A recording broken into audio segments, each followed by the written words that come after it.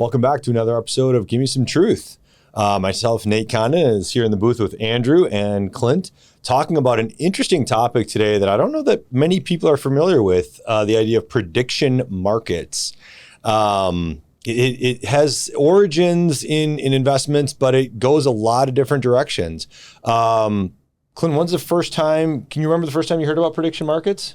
It was a few years ago. It's probably 4 or 5 years ago, I would say.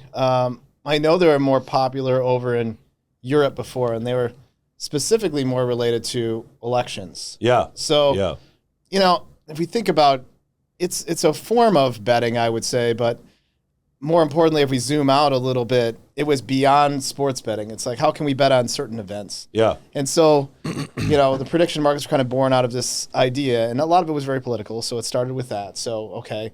And they would bet on U.S. markets too, because I think they just like to see our political system and how imperfectly perfect it is. So, you know, we've got, are the Democrats going to win? Are the Republicans going to win? And basically what it comes down into prediction markets are, it's a yes or no. It's kind of a binary choice. So either the event happens or it doesn't happen. And so, you know, will the Republicans take the House in 2024? And so it's either a yes or a no. And then it will pay out the bet once the event comes to the close. So you have things that are a little farther dated out there. You know, recent election would be, you know, is Mondami going to win more than 50% of the vote, say? And then it would be a yes or no sort of thing. And then it would settle up and pay out.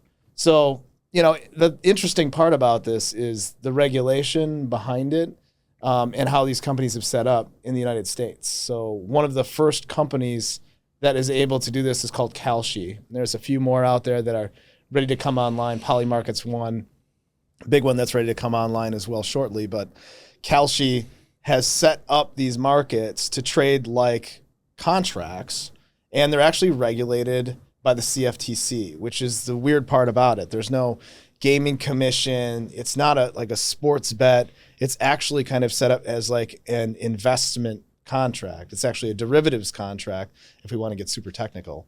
And so, you know, those have kind of been birthed out, and it's a new form of investing / betting that we have in the markets now that we never really had. And people don't really realize that they might be getting into something that's regulated by the CFTC when they place bets on some of these contracts. Yeah, I think what's interesting, what struck me is interesting about it is the fact that, as you said, in Europe and in other areas, these have been around since the 1800s. Like this is not a new thing, but using it in more of a sports way as opposed to a political way, which is really the kind of the origins of it, is what makes it so different today than, you know, how it's been for the last, you know, 150 years, if you will. So yeah, I said in my blog post, and this is kind of, you know, we've all played golf. All three of us play golf here. And, you know, you make a prediction market of like, hey, I'll bet you $1 that you're able to hit it on the green or not hit it on the green. Right. And so, you know, that's a yes, no. It's a binary choice. We settle up by paying the currency to each person, and then that's closed. And then we move on to the next hole and the next bet, you know, goes. So, you know, that's the sort of origin of a prediction market. Now it's a lot more organized. Yeah. Andrew, that's a little bit of the history, paints a good picture for people that are listening or watching in terms of kind of what it is when we talk about prediction markets. How's it changed in the last, say, 3 to 5 years? I mean, what does it look like today, which is so vastly different than what it looked like? And even more so, what will it look potentially like 5 years from now, which makes it so different than what it's been the last, as we said, 100 years or so? Well, to me, the biggest difference is just it's people have heard of it much more regularly now. Like I think about the first time I heard about this, I think it was the Barack Obama, John McCain election. Interesting. And they had, you know, I was listening to a radio show or something like that, or a podcast, and there was a guy on that was talking about his predictive measures and all this kind of thing. And so that was the first introduction to me. And that was probably 10 years ago. And so I think in the last couple of years, it's infiltrated other markets. Sports obviously is a big one. But so I think that's kind of the last couple of years. Future, I think, is like, it's like wide open spaces. Like anything could be in there, which is exciting. And we talk about our industry, about it being like potentially a part of someone's investment strategy or a portfolio or something like that. So I think we're moving in that direction. Bunch of hurdles I think that have to be overcome, but I think that's kind of where we're going. Yeah, I think the key is as Clint alluded to, the fact that it's governed and overseen by,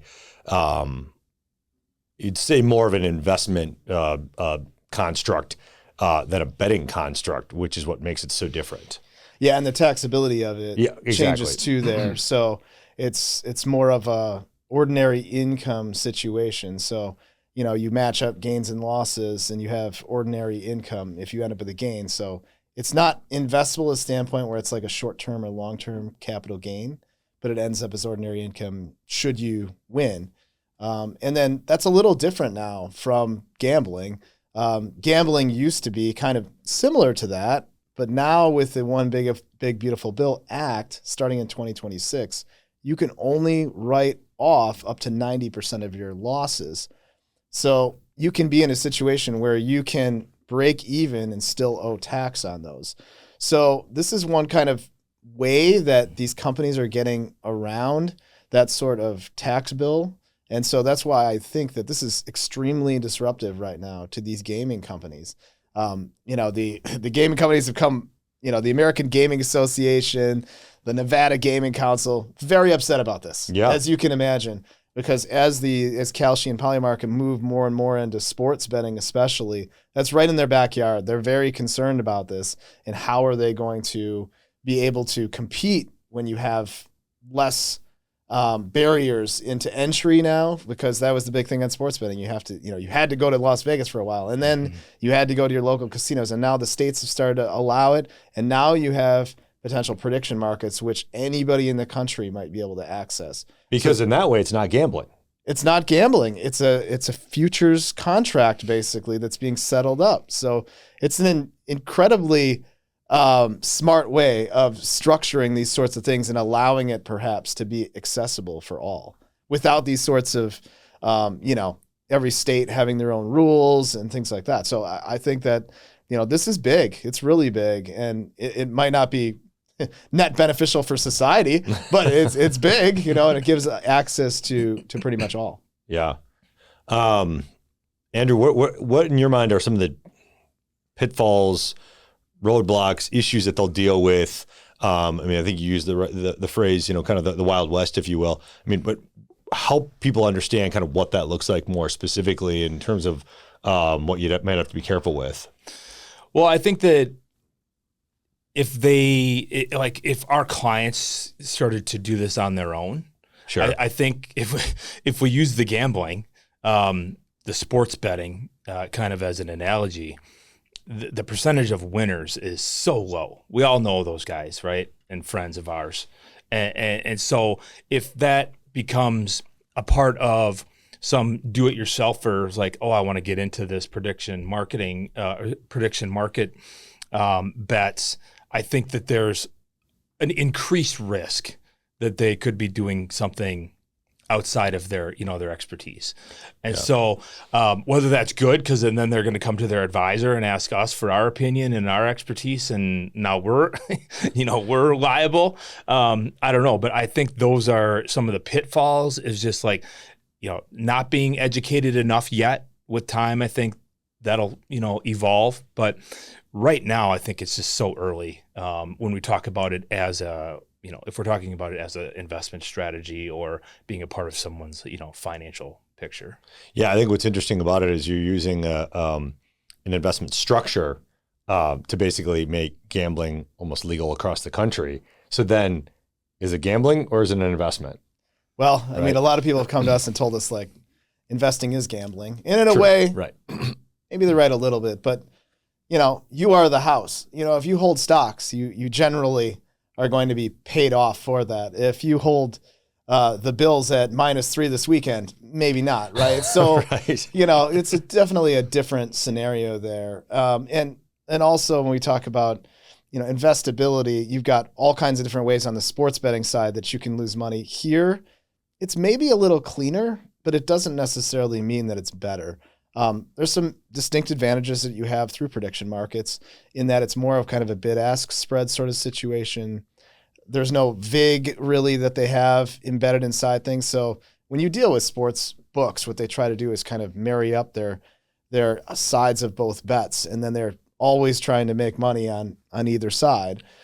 This kind of helps hack that down. It's kind of like a credit card interchange company, you know. As things have gone, those fees are going to be compressed. Well, the fees kind of gambling are more and more compressed. And so these prediction markets are going to allow the ability to actually reduce the fees. It's actually better for the consumer. But again, is it investable? I don't know at this point whether I can say, hey, this is a great investment strategy for people, because it's real short term. And you can, and to your point, Nate, you can get into options and have a load of fun in options. You're talking about kind of, you know, binary choices. In many cases, options are like that. Very similar to prediction markets in that you're trying to predict an event in a point in time when a price is going to hit. It's very difficult to kind of stick that landing.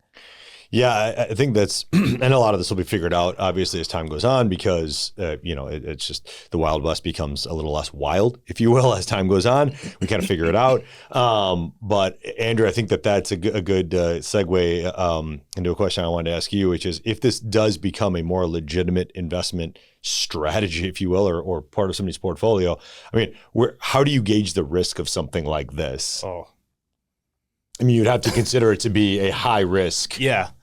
Yeah, so that one of the things I was thinking about, is there going to be certain qualifications? Like right now we can offer certain alternative options, but a client has to have X net worth, or they have to be a certain level, you know, with their financial status. So it's like, is that where, are there going to be certain barriers that our clients have to get through in order to open up this market? Yeah. So, you know, I think there's still some things that need to be figured out as far as how do you gauge that risk. But to Clint's point, I think that is a little bit cleaner, because, you know, if it's a yes, no versus any type of variance in these, it's a little cleaner.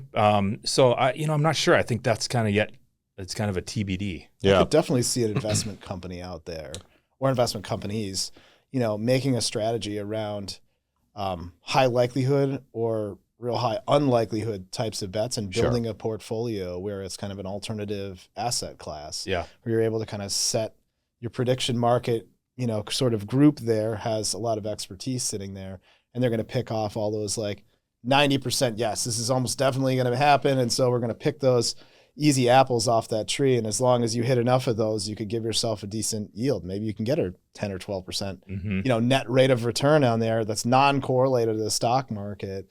So, you know, I could see there be groups. I think this is going to be offered as a strategy at some point going forward. I'm sure somebody's doing it now, but will it become a little more ubiquitous? I would say in all likelihood, yes. I mean, when we're looking at different parts of portfolios, there could be a place for that. I think it's a matter of somebody building a track record long enough where you could say, yes, I'm okay with that strategy, rather than you don't think that, you know, some 18-year-old kid is going to blow it all on, you know, the fact that the Packers are going to win the Super Bowl this year or something like that, you know. Yeah, and I think that's a good place to kind of wrap it up, from the standpoint of we don't really know what this is going to look like in the next 12 months, in the next 5 years, even in the next 10 years, right? We really don't know. What we do know is that it's been around for a long, long time. It's not a new concept, especially to people that are outside the United States that have been doing this for you know, longer than we have. But it's interesting, and it's big enough that it feels like it's got momentum, and it probably will become more kind of mainstream, if you will, as time goes on. You know, Polymarket and Kalshi are not going to be the last two companies doing this. So as you hear more about this, just understand that we have some knowledge in this area, but it's going to be interesting for us, like everybody, to ultimately see where this goes. So thanks again for tuning into another episode of Gimme Some Truth. If you'd like to hear more about this topic or other topics, don't hesitate to let us know. Thanks so much for your time. Walkner Condon Financial Advisors is a registered investment advisor with the SEC. Registration with the SEC does not imply a certain level of skill or training. The opinions expressed by the participants of this podcast are their own and do not reflect the opinions of Walkner Condon Financial Advisors. All statements and opinions expressed are based upon information considered reliable, although it should not be relied upon as such. Any statements or opinions are subject to change without notice. Information presented is for educational purposes only and does not intend to make an offer or solicitation for the sale or purchase of any specific securities, investments, or investment strategies. Investments involve risk and, unless otherwise stated, are not guaranteed. Information expressed does not take into account your specific situation or objectives and is not intended as recommendations appropriate for any individual. Listeners are encouraged to seek advice from a qualified tax, legal, or investment advisor to determine whether any information presented may be suitable for their specific situation. Past performance is not indicative of future performance. Thanks for listening, and for further information, please visit WalknerCondon.com.